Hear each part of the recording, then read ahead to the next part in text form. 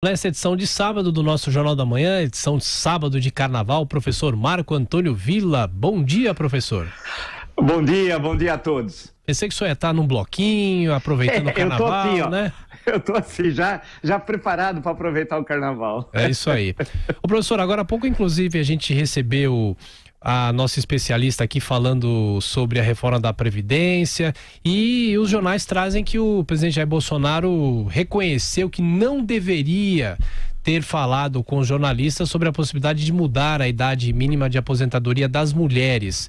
E ele reconhece o erro. O senhor acha que a partir de agora ele vai deixar de falar em público sobre esses pontos cruciais da reforma da Previdência?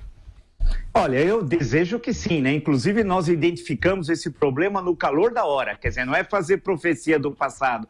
Nós mostramos que era um equívoco, você não pode entrar numa negociação já dizendo que a tua proposta tem gorduras, quer dizer, isso daí é um grave erro tal. Ele corrigiu, assumiu o erro, parabéns. Agora, a proposta nem começou a tramitar na Câmara dos Deputados. Espera-se que ele não cometa novamente esse erro, ou seja, tem de ter um negociador efetivo entre o Palácio do Planalto e o Congresso Nacional, e no caso em tela, inicialmente, a Câmara dos Deputados, para daí se construir efetivamente um diálogo entre Executivo e Legislativo e a proposta possa tramitar. O melhor elemento para fazer isso não é o Presidente da República. E por quê? Porque em 28 anos de vida parlamentar, ele nunca se destacou pelas articulações políticas. E agora é necessário profissionais, e como eu sempre digo, no bom sentido da expressão, bons profissionais na área política, na área de articulação entre o Executivo e o Legislativo. Isso é essencial.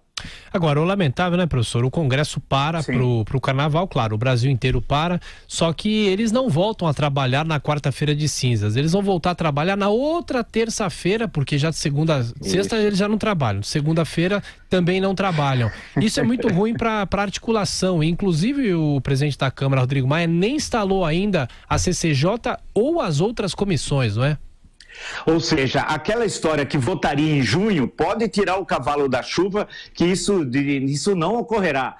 Tudo indica que o termo da tramitação com 2 votações na Câmara dos Deputados, passando por 2 comissões e mais o plenário, isso só vai ocorrer, na melhor das hipóteses, em julho e provavelmente com uma convocação extraordinária. Nesse sentido, indo para o Senado, sem exagero, isso deve ocorrer entre julho e agosto. Agora, a questão que se coloca não é só o tempo que vai levar à aprovação da reforma, é qual reforma vai ser aprovada. Essa, no momento, é a questão central. Agora, o professor, a gente não tem como não deixar de destacar.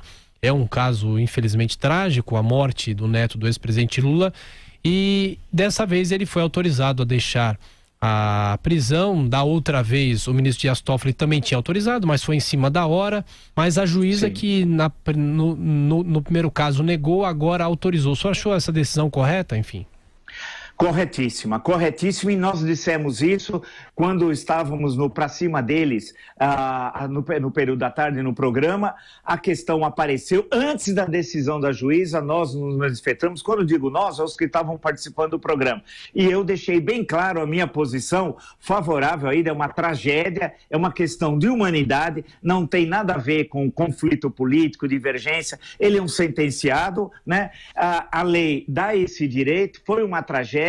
Portanto, quem se coloca contra são as pessoas desumanas, são aquelas pessoas que a gente fica com muito medo, muito receio, que exerçam algum tipo de poder político, que são muito semelhantes àqueles que no século XX, na primeira metade, fizeram aqueles massacres. São iguaizinhos, ou stalinismo, ou nazistas, são semelhantes. Quem defendeu essa posição ou é nazista ou é stalinista, porque quem tem um pouquinho de humanidade entende que tem de separar as coisas. Uma coisa é a luta política, a divergência, e no caso do sentenciado Luiz Inácio Lula da Silva, cumprir a pena, isso é uma coisa. Outra coisa é tentar pisar na pessoa que teve a morte de um neto com 7 anos de idade. Realmente não dá, eu tenho, desculpe usar essa expressão, nojo, asco, até um parlamentar eleito por São Paulo, a terra da democracia e das liberdades, e externou no Twitter essa fala nojenta, me desculpe dizer essa expressão, nojenta de uma pessoa que deve ser um nazista ou um stalinista. Não é um brasileiro, não é um paulista e não é um democrata.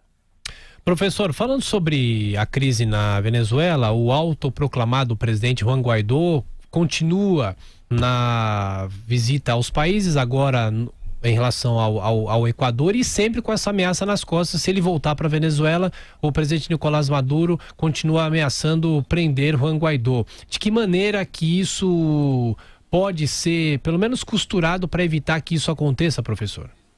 Olha, Tiago, se isso acontecer, a situação vai se agravar ainda mais na Venezuela.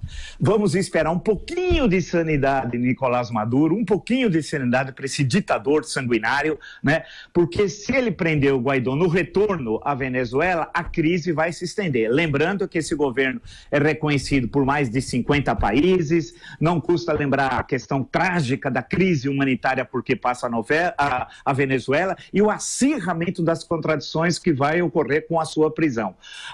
É nesse momento que é fundamental estabelecer pontes de diálogo com a ditadura Maduro, porque a Venezuela só sairá dessa crise, não com intervenção militar estrangeira, ninguém imagina que vai ter uma guerra civil, mas através da negociação política. Essa é a questão que se coloca fundamentalmente nesse momento. E o Brasil tem de exercer esse papel. Até agora, através do vice-presidente da República, o general Hamilton Mourão, o Brasil tem se conduzido muito bem nessa questão. Tem de manter essa postura e abrir sempre uma porta de diálogo para que efetivamente possa se encontrar uma solução. Que solução vai ser? A transição para a democracia, o fim da ditadura, a saída do ditador para outro país, porque não tem jeito, a anistia àqueles que cometeram crimes políticos, esse é o preço da transição, e a Venezuela caminhar para poder se restabelecer como país, porque ela foi destruída pela ditadura chavista.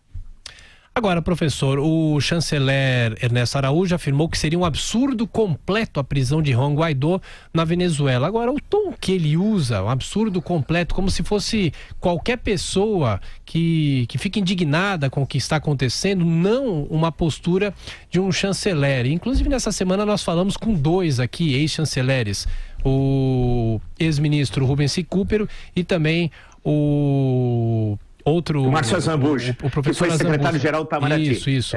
O professor Azambuja. De que forma a diplomacia do Brasil está capenga com Ernesto Araújo, professor?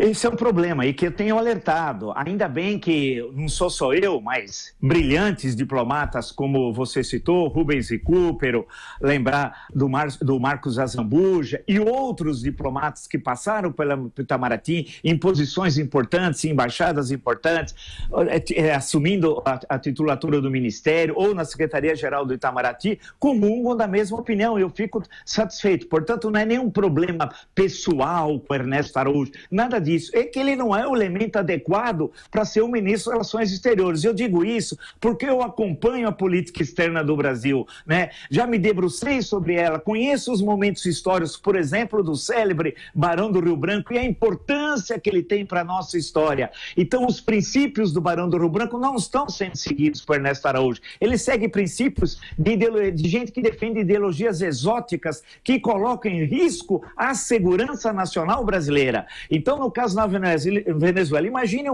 por exemplo, uma eclosão na Venezuela, numa guerra civil, algo próximo com intervenção estrangeira, que pode levar um clima ao estilo, entre aspas, guerra do Vietnã. Pô, teremos uma guerra do Vietnã na fronteira norte do Brasil. Nós não temos problema nas nossas fronteiras há mais de um século. Essas questões foram resolvidas pelo brilhante, pelo grande patriota que é o Barão do Rio Branco. Ou seja, o que eu insisto é que esse senhor, Ernesto Araújo, ele não tem capacidade, ele nunca foi embaixador no estrangeiro, ele não conhece as questões chaves da diplomacia brasileira, ele é um papagaio de interesses antinacionais e que coloca em risco a segurança do Brasil. E eu tenho como provar, e os embaixadores que nós entrevistamos, os ministros mostraram isso. Por exemplo, quando ele defendeu a instalação de base militar norte-americana no Brasil.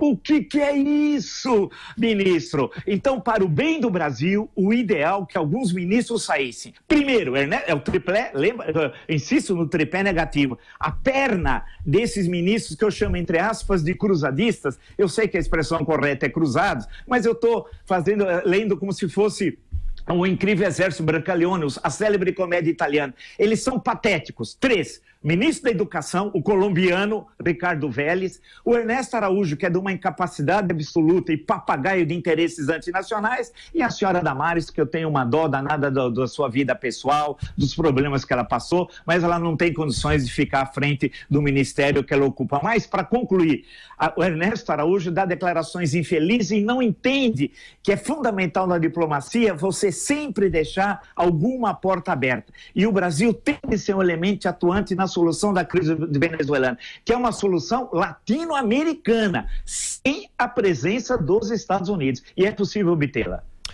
Professor Vilela, só para a gente fechar, eu estou aqui com a tabela do Campeonato Paulista aberta. Hoje tem Santos e Oeste às 7 horas da noite. E eu já estou vendo aqui na tabela da semana que vem. Tem um grande jogo, Corinthians e Santos, domingo às 4 horas da tarde. E aí, professor? Na Arena BNDES, na Arena BNDES, aí, né? Teremos lá na Arena BNDES esse jogo que tá todo mundo esperando. Estádio público. Estádio público, mas como diz os corintianos, meus amigos, entre os quais você, foi um estádio construído com dinheiro do povo, pelo povo e para o povo.